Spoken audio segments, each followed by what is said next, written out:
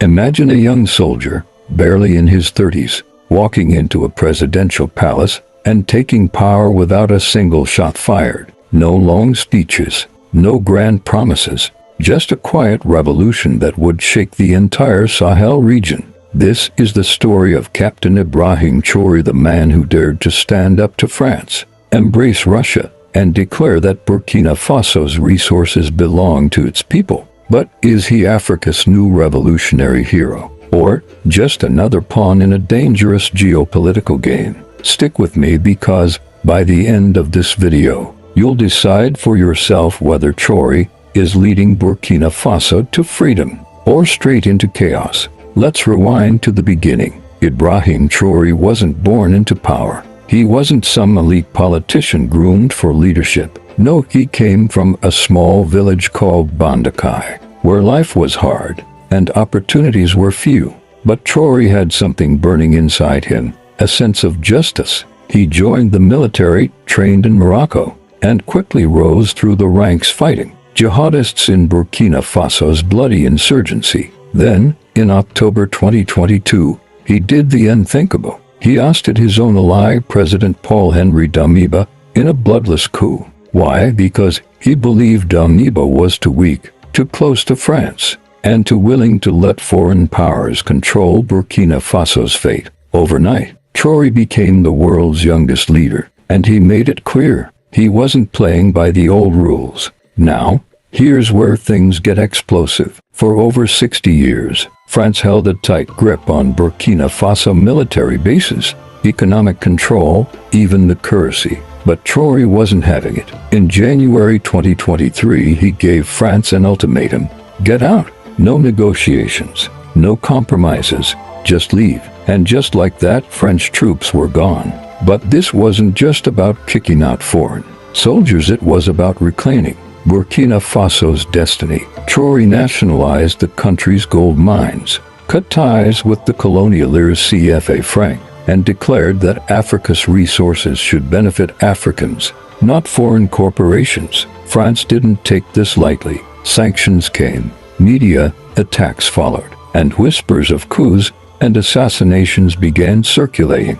But Traoré didn't back down. With France gone, Traoré needed a new ally, and he found one in Russia. Suddenly, Russian flags were waving in Ouagadougou. Russian mercenaries from the so-called Africa Corps, formerly Wagner Group, arrived to fight jihadists, and in exchange, gold, lots of it. Burkina Faso's mines became the price for Russian weapons and protection. But here's the big question. Is Russia really a savior, or just a new colonizer in disguise? Some say Traoré made a deal with the devil. Others argue he had no choice, that in a world where the West abandons Africa, Russia is the only option. What's undeniable is that Burkina Faso is now at the center of a new Cold War, and Traoré is betting everything on this risky alliance.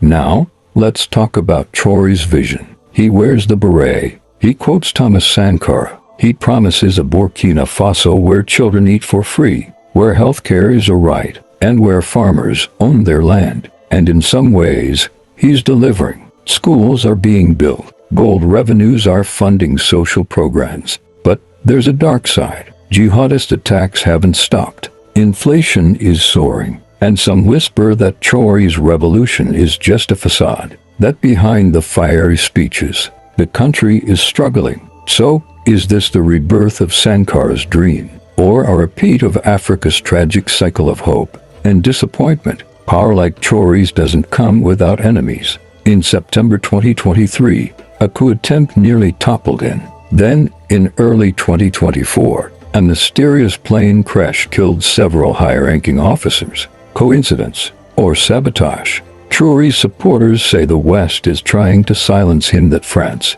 the US, or even rival African leaders want him gone before his revolution spreads. And they might be right, because if Traoré succeeds, if Burkina Faso truly breaks free from foreign control, it could inspire a continent. But if he fails, it could be a warning to every African leader who dares to defy the old order. So, what's the truth about Ibrahim Traoré? Is he the hero Africa needs, or just another leader who promised change and fell short? Here's what we know. He's bold, he's fearless, and he's playing a dangerous game with global powers. Whether he wins or loses, one thing is certain: the world is watching. And if his revolution survives, it could change Africa forever. But if it fails, the consequences could be devastating. So, what do you think? Is Traoré the real deal, or is he leading Burkina Faso into a trap? Drop your opinion in the comments.